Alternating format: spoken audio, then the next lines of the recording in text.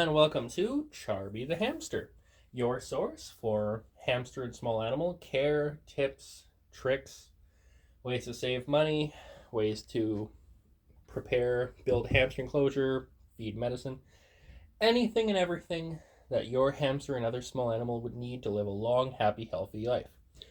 Now, this, as you guys can see, is an IKEA PAX wardrobe that is turned into an 8 foot by 4 foot hamster enclosure. Now, right now I have something like 6 to 8 inches of bedding everywhere. I will be upgrading it to 12 inches of bedding, which will be that dotted line in the center on this coming paycheck here. I got a request to do a bit of a video about spot cleaning hamster cages because, $200-300 in bedding every week is not really sustainable. Especially, this is a big cage, so it might even potentially be more than that, especially when you start getting to different substrates, like if you want to have like aspen, if you want to have a sand area, if you want to have like cocoa gravel, if you want to have rocks, whatever you want to, line your cage with, it can become insanely expensive. So there are different ways you can spot clean, starting with dividing. For instance, simple would be going from the wall to the log, going from the log to the little glass green hamster hide, going from the glass green hamster hide to the coffee mug, and the coffee mug on. There's 4 sections. If you want to, you can also have this half be one section, that half be one section, making it 8 sections. Basically, cleaning a square foot at a time. But I personally prefer to clean the entire length and segment it over. So, to start, you want to pick where you want to go, and you can go every 2 weeks. It is not going to be detrimental for your hamster's health. So if I go over here, and I'll just bring the camera along, I might go up to this section, and I would just take all of this bedding. Basically, I would dig it out, make a complete line where I'm going. Make sure I don't throw any of his toys.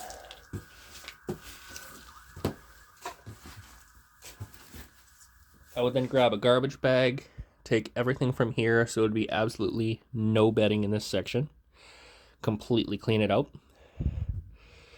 Then if I need to, use a lightly damp cloth, wipe the sides and edges for any urine or feces, clean everything up, maybe use a small handheld vacuum. Then take all the toys out, give them a quick wipe down, as long as you're not, like these foraging cardboard boredom breakers, which you do not want to get wet. Set all the toys back in this section around a bed of bedding. So let's pretend that, for instance, that was just done. So all of this is now brand new bedding. All the toys have been cleaned. And then placed back. The next step would be to go throughout the entire length of the enclosure. Find any and every hamster hide. And basically clean them out. So, for instance, everything in here, in this hamster hide, for instance, would be thrown in the garbage. I would then make sure it's completely empty. Give the hamster hide inside and out a quick wipe down. And then put it back where it was. Now, to give a bit of an example here, as well as a bit of a cute hamster reveal. These hides, it's pretty easy to see if there's any poop, like, treats, as long as they're okay. They're dry. That was a freshly hid treat. So I'll just go ahead and put that there. put the hide back over it. I would then check every hide in his enclosure. So I would dust off and lift up his coconut hide. There is a little bit of soiling, so I will throw that away. And I will just spot clean every one of his hides. Just the hides. I don't need to scoop out any crazy amounts of stuff here. Now, again, foraging is very important. Now, carefully lift the lid. And peekaboo to my new little man, Whiskey. If you followed my shorts, you know that my first hamster, Charby, passed away. So, I got this cute little man. Such a loving little boy. And I'm just going to gently ploop him there. Now, hamsters, especially with these multi-segment houses, will have one where they will typically store their food, one where they will sleep in, and one that they'll use for the bathroom. This has all been kept fairly clean. He was just cleaned recently, and he put a bunch of bedding back in there because he's he thinks he's funny. I do clean out his hides personally every week. And then I do the spot cleaning every 2 weeks. But I'm just gonna give this guy, the ham tax and put him back. Now, if you ever find a hoard of treats, like, for instance, let's see if he has one. I'm gonna check out this hide. I just kind of put some more bedding in there.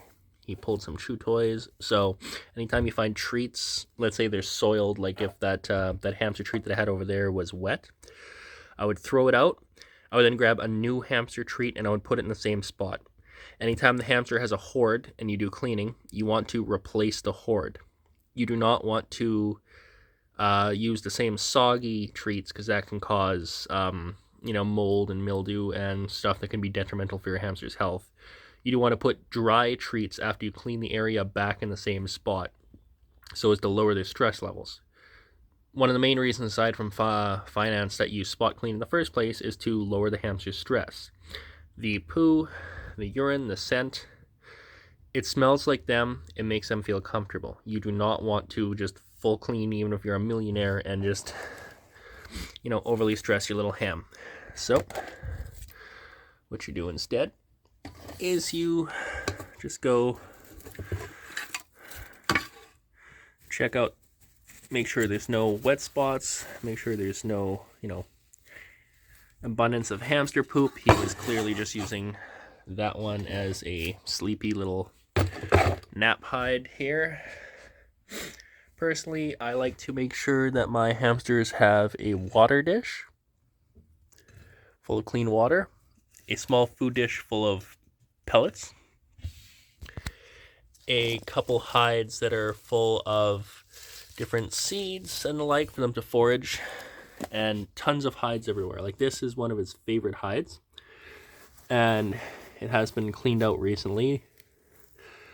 I do scatter feed. You can see some pieces of herbs. You can see some treats buried there, but for instance, I would pat that down, make sure that there was no moisture. I would scoop everything out. If there was any soiled material whatsoever.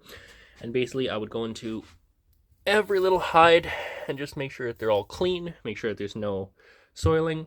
But the only section that I am full cleaning is from that little wooden log to the wall. That is the only section that I completely replace and wipe down.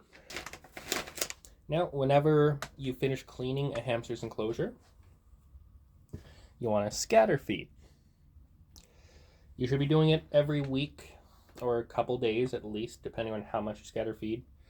You also want to have food and water dishes around, because if they run out of, food to forage for, they will start going out of their bowl, which is a good indicator that you should scatter feed their cage again without risking your hamster just going hungry. You always want to make sure they have that bowl as a backup for, they will tend to go for the scatter feed first, and the bowl will be a last resort. They will typically just think of that as a hoard. So I have some Log on Nature, which has some worms in it, has a lot of protein. It is a very, very healthy, very nutrient-rich, protein-rich, and fiber-rich food. So, I will take a handful of this, which is one of his favorite foods, and I will just scatter it all across. Just throw it everywhere. Now, Dollarama actually has incredibly affordable packs of millet sprays. A huge bag of this was like $1.25. And they also have massive bags of sunflower seeds. I believe at Dollarama this was something like $2, and this is like 1.3 kilograms of pure black sunflower seeds. So I will spread some of those around.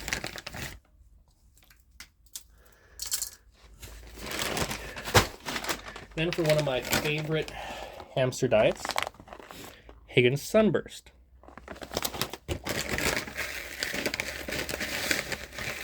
Now, a good thing to do with this food is to put it in the freezer for a couple hours to overnight. Let it thaw out, just because certain seed mixes can potentially have small insects in them. You know, then again, nice treats like cashews are also plentiful in thaw, which the hamster will greatly appreciate. And again, we'll just scatter feed. And after you scatter feed, one of the best things that you can do for a natural enclosure and to give you the happiest hamster you have, take some Timothy hay and just kind of spread that everywhere. Have a nice sheet of Timothy hay. And then take some herbs, like a small flower and herbal blend. There are several options available at most pet stores. And just take some on a spoon and just shimmy it on top of the hay. Give a little bit of color. Give a little bit of a scent and flavor profile, as well as a different texture for your hamster or other small animal to feel. And it just greatly increases their overall happiness and well-being.